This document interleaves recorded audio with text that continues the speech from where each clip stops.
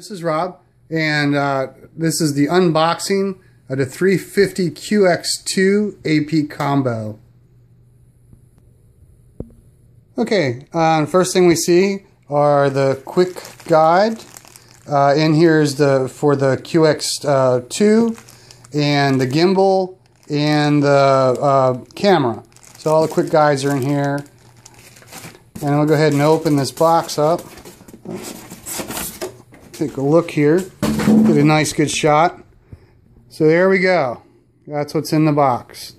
The quad, transmitter, batteries, the gimbal's in there tucked below, and some other pieces, parts. Good. The first thing we're going to go ahead and take a look at is the actual quad itself. If you take a look down here in the landing gear, you'll notice the landing gear is a little bit more beefier. Another shot here.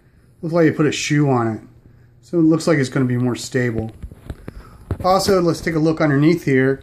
Over here, right here, as usual, that's where our compass is located. But if we move it around to the other side, take a look at this cable. That's right. Take a look here. This cable right here. And that cable is the receiving wire.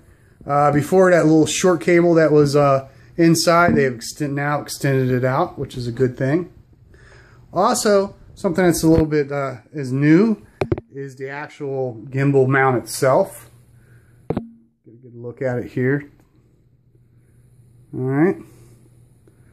So, by looking at the bolt patterns, or screw patterns, I do believe it will fit the existing 350s. In another video, I will go ahead and remove this one and try it on my other QX and see what happens.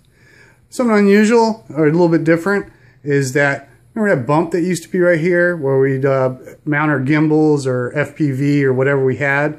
That's now gone. So kind of interesting. So we're going to go ahead and open it up. You also notice that it has the white battery hatch instead of the red one. We open it up. And if we take a look inside, it's kind of hard to see in here, but no foil or anything like that. Looking at the wires, which I can't really focus on, some things are a little bit different, and I'll get into that in a different video. Next thing we want to take a look at is the transmitter. This transmitter is a DX4 transmitter. It's kind of basic. Engine cutoff switch, modes, and on this other side here is our return home. So it's not a bad transmitter. I'm used to my DX9. I will use this transmitter during testing, and once my testing is complete, I will switch it over to DX9. Pretty interesting. Next, we're going to take a look at the charger. The charger is what it is.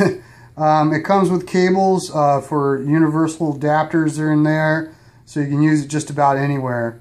I've used this charger to charge the battery, and it seems pretty quick. Also included in the box is the cell phone holder.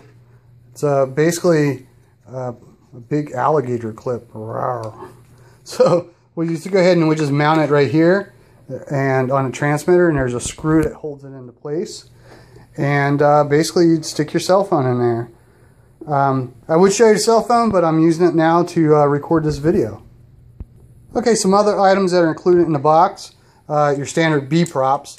I will be using the B props for my testing, so I can get a nice accurate test. Once my test is complete, I plan on going to carbon fiber props. Also, you get the USB upgrade cable. I wonder why, but that's good. After I spent $14 for one, they gave me one. And also, you have another cable here with alligator clips on there, and that goes to the charger. So you can either wall charge or battery charge off the charger. So here's a shot of the 300 milliamp battery. Nice hefty battery. Look at that. That's a nice battery.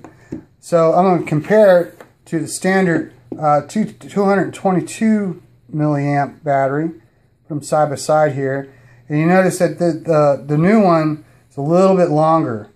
If I go ahead and pick them up and take a look at them, you notice how much fatter that one is. So that's pretty interesting. And I know people are going to ask, so this is my other 350, and with the 3000 milliamp battery installed. It does fit the battery cage. It looks a little tight here, but I'm sure I can just squeeze everything in. So for those who are curious, this battery does fit the other 350s. Alright, I know there's 1,000 questions about the gimbal and the camera. So if you take a look here, here's the gimbal setup off the quad. I'll put it on there in a second. And the camera. The Gimbal Camera is not a bad camera. It's pretty, it's a knockoff of the GoPro, I'd say. Make sure that you get a micro SD card because it does not come with one. Now in this shot is the Gimbal 1 and my Hero 3 Plus. You can tell they're very similar in size. The GoPro is a little bit smaller, of course. I'm turn them sideways here. Okay. The GoPro has a little bit more heft to it than the Gimbal. But I can't wait to take some videos with those and check those out.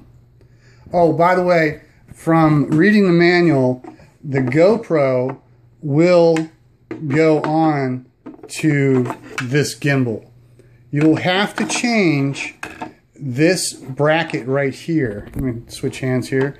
This bracket right here.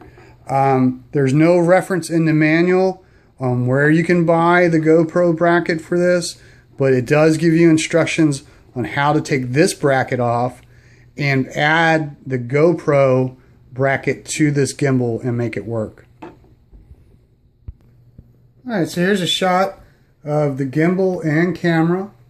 I just turned on the 350. Give it a chance to initialize. And I'll go ahead and pick it up here. And it does pretty good. And I'm going to have to go fly that to see how well it works. But